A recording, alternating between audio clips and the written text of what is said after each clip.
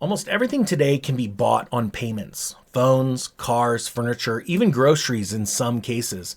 Instead of paying the full price, companies encourage you to break that cost into small monthly payments. $10 a month here, $30 a month there.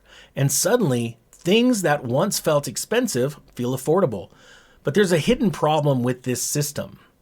Because when everything is purchased on payments, people stop thinking about the total cost. They start thinking only about the monthly number.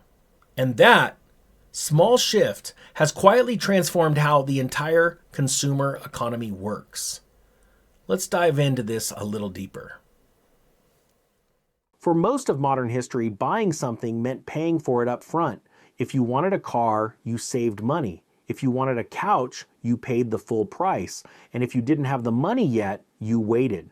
But over the last few decades, the financial system has slowly shifted towards something different. Instead of selling products, companies began selling payments, monthly car payments, monthly phone payments, monthly subscription services, buy now, pay later programs, and installment plans for almost everything. At first glance, this seems helpful. Payments allow people to spread costs over time. Instead of paying $1,000 today, you might pay $50 a month. But this system changes how people evaluate spending. When consumers focus on the monthly payment instead of the total price, they often end up spending far more than they originally intended. For example, imagine two ways to buy the same product. Option 1, a laptop that costs $1,200. Option 2, the same laptop for $40 a month.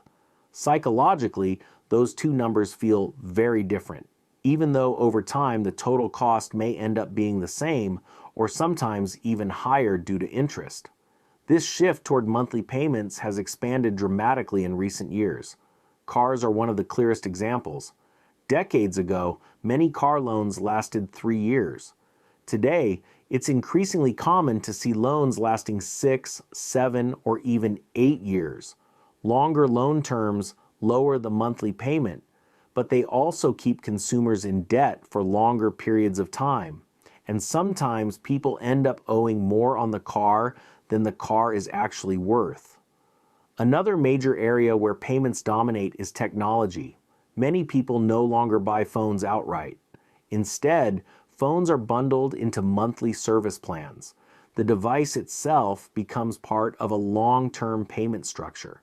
This makes the upgrade cycle easier for consumers, but it also makes it easier to continue paying indefinitely.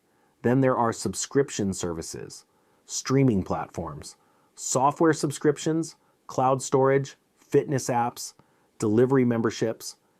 Individually, many of these subscriptions cost only a few dollars per month, but when stacked together, the total monthly obligation can quietly grow.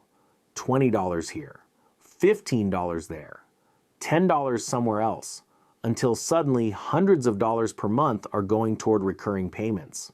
And this brings us to the deeper economic effect. When large numbers of people rely heavily on monthly payments, the economy becomes more sensitive to income disruptions. If someone loses their job or experiences reduced income, those payments don't simply disappear. Car payments continue, subscription services continue, credit card minimums continue, buy now, pay later installments continue. The result is that household finances can become fragile. A small income shock can trigger a cascade of financial stress. This is one reason economists often track something called household debt levels. When debt rises faster than income for long periods of time, the financial system can be... Hey, real quick, I want to take a quick break and throw this idea out. If you would like to take advantage of the coming crisis in real estate, I put together a package of 4 courses. The Real Estate Crash Course that shows you the cycles of real estate, what to do during a bear market, how to sell the properties, and so much more. The link's down below if you want to take advantage of buying all 4 courses for a crazy price. Now, back to the video. Become more vulnerable to downturns. But there's another side to this story as well. Payments have also allowed businesses to dramatically expand sales. When products are framed as small monthly costs instead of large upfront prices, more consumers are willing to buy. This increases demand, which increases company revenue, which encourages companies to design even more payment-based models.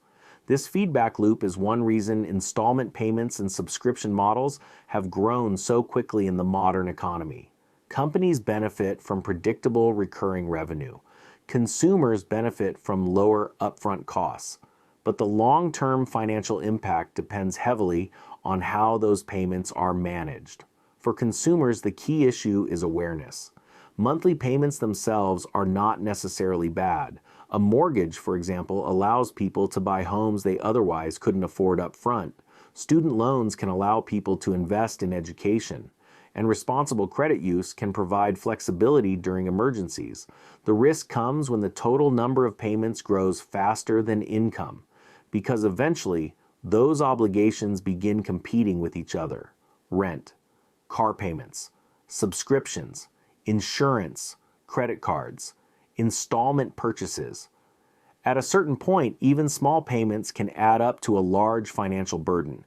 That's why one of the most useful habits in personal finance is occasionally stepping back and looking at the total cost structure of your finances. Instead of asking, "Can I afford the monthly payment?" ask a slightly different question. How much of my monthly income is already committed to payments? Because when too much of your income is locked into fixed obligations, financial flexibility disappears. And flexibility is one of the most valuable financial assets anyone can have. It allows you to respond to economic changes, to take advantage of opportunities, or to navigate unexpected events without panic. So the real problem with everything being on payments isn't the payments themselves, it's the way they change how people think about money. They shrink big financial decisions into small monthly numbers. And when those numbers stack up quietly over time, people can end up committing far more of their income than they realize. Understanding that shift is one of the most important steps toward managing money in the modern economy. Because once you start thinking about the total system of payments instead of individual purchases, you begin to see the financial picture much more clearly. If you found this breakdown helpful and want more videos explaining how modern financial systems and consumer economics actually work behind the scenes, consider subscribing. And if you want to keep learning about how debt cycles and financial behavior shape the economy, check out the next video on your screen where we break down the psychology of debt and why so many people fall into long-term payment traps. Understanding those patterns can completely change how you approach spending and financial decisions. I'll see you in the next one.